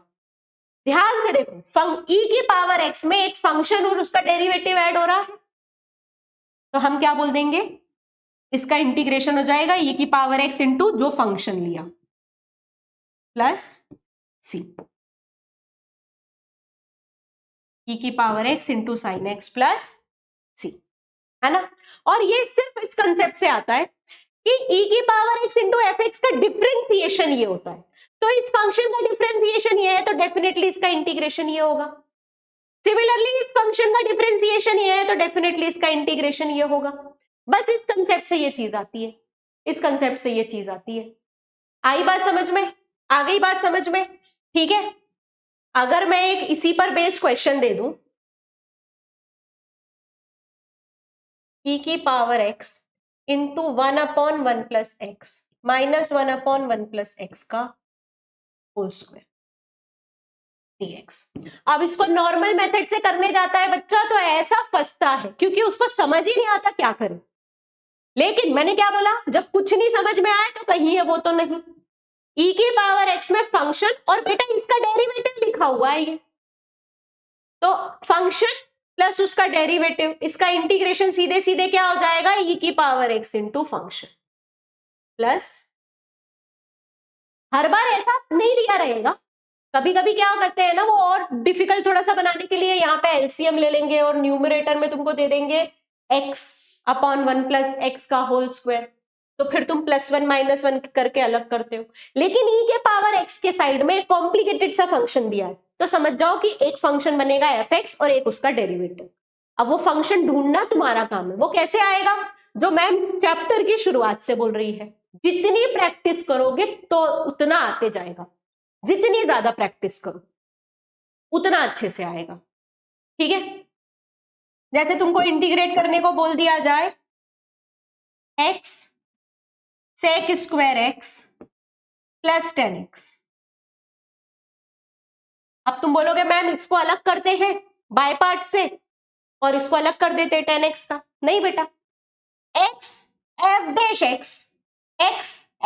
x प्लस एफ एक्स लिखा हुआ है ये, है ना भाई। फंक्शन है तुम्हारा 10x का डेरिवेटिव है sec स्क्वायर x, तो बेसिकली तुम बोल सकते हो कि ये लिखा हुआ है x एफ एक्स का डिफरेंशिएशन, और अगर x एफ एक्स का डिफरेंशिएशन ये है तो इसका इंटीग्रेशन x 10x हो जाएगा, x 10x plus x into derivative plus function का इंटीग्रेशन हो जाता है x into function, x into function.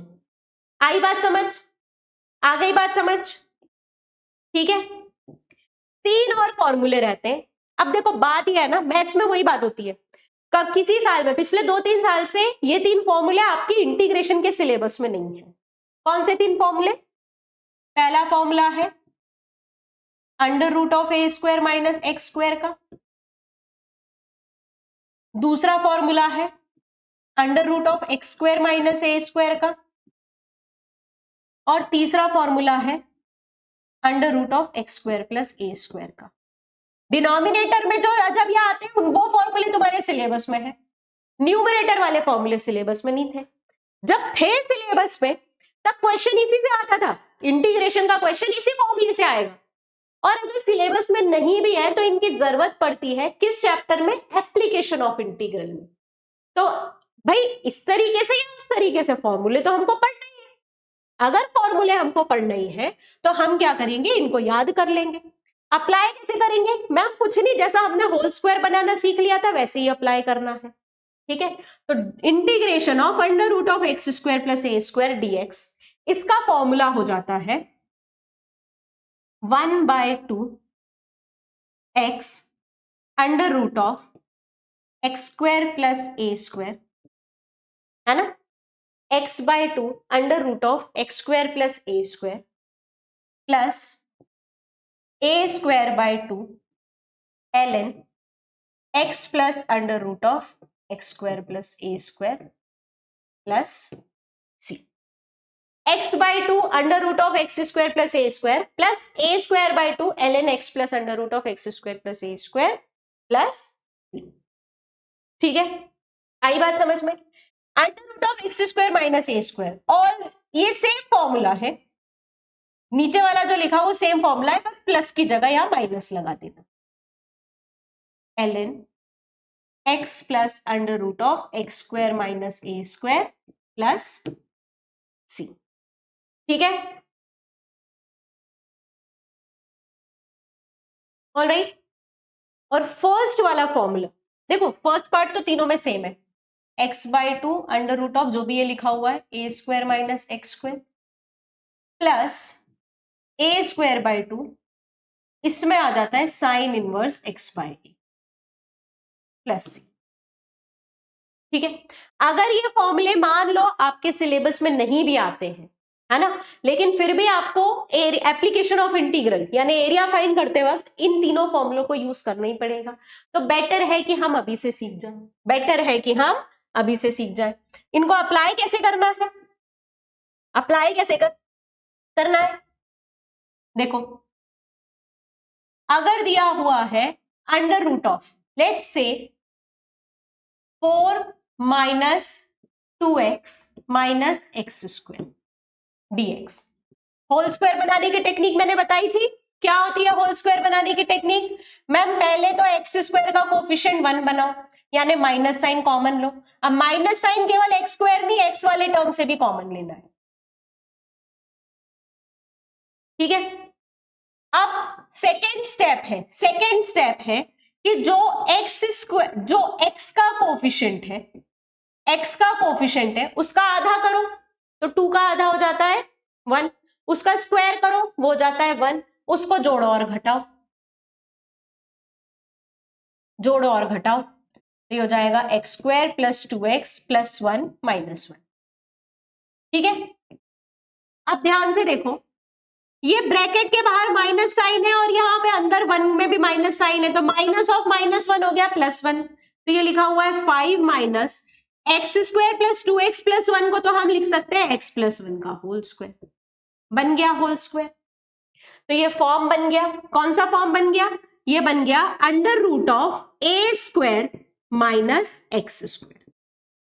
X में कुछ ऐड या सब्ट्रैक्ट होने से फॉर्मूले में कोई फर्क नहीं पड़ता, तो इसमें हम डायरेक्ट फॉर्मूला लगाएंगे x/2, x की जगह x plus 1 under root of A square minus x square plus A square by 2 sine inverse x upon A. अब ध्यान रखना, जहां मैं फॉर्मूला में x और a बोल रही हूं, लेकिन मैं क्वेश्चन में देख के मुझे पता है x की जगह x प्लस 1 लिखना है और a की जगह √5 लिखना है। x की जगह x+1 और a की जगह √5। आई बात समझ में? आ गई बात समझ में? ठीक है, चैप्टर किसी भी हालत में ये इसको कंप्लीट नहीं मान सकते हैं।